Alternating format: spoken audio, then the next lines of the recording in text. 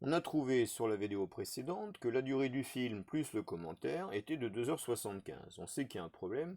Eh bien, on va imaginer que par un coup de baguette magique, on a résolu le problème. Donc, la bonne réponse, pour le moment, on ne sait pas trop comment on l'a trouvée, est 3h15 minutes. Ces 3h15 minutes, on veut les enregistrer sur une cassette qui dure 180 minutes. Donc, notre question, est-ce que 3h15 minutes est plus petit ou égal à 180 minutes? Dans ce cas-là, on peut les enregistrer. Ou est-ce que 3h15 minutes est plus grand que 180 minutes? Et dans ce cas-là, on ne peut pas l'enregistrer. Alors, qu'est-ce que c'est que 3h15 minutes? Si on arrive à le mettre en minutes, on aura la possibilité de comparer. Donc, la bonne solution, ce serait de trouver 3h15 minutes, combien cela fait de minutes. Alors, on va essayer de mettre nos 3 heures en minutes. Une heure, c'est 60 minutes. Si on a 3 heures, c'est 60 répété 3 fois. Plus nos 15 minutes ici. Ce qui nous fait 180 minutes, plus 15 minutes, égale 195 minutes. Est-ce qu'on peut enregistrer 195 minutes sur une cassette qui dure 180 minutes? La réponse est bien sûr non. Deuxième solution.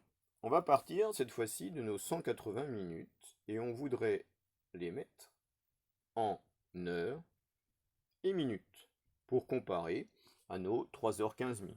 Alors, 180 minutes, je vais chercher combien d'heures je peux loger dans 180 minutes. Ou on peut dire en 180 combien de fois 60 minutes. À chaque fois que je vais pouvoir prendre 60 minutes, j'aurai une heure. Donc en fait, je cherche en 180 combien de fois 60. Quel est l'outil qui nous permet de trouver en 180 combien de fois 60? C'est bien sûr la division. 180 divisé par 60. Vous pouvez la poser en hauteur ou on peut la faire de tête.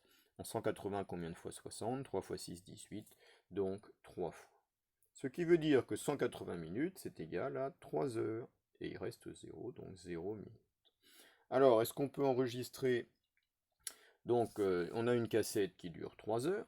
Est-ce qu'on peut enregistrer un film qui dure, enfin, une émission totale qui dure 3h15 dans 3 heures? La réponse est encore non, évidemment. Heureusement qu'on trouve toujours non. Autrement, ça veut dire qu'on serait trompé quelque part. Voilà, donc on a trouvé, dans cet exercice, un moyen de transformer des heures et minutes en minutes. Ça, c'est très utile. Ou bien de transformer un nombre de minutes en heures et minutes. Voilà, et ça, on va s'entraîner dans les séances prochaines à le faire.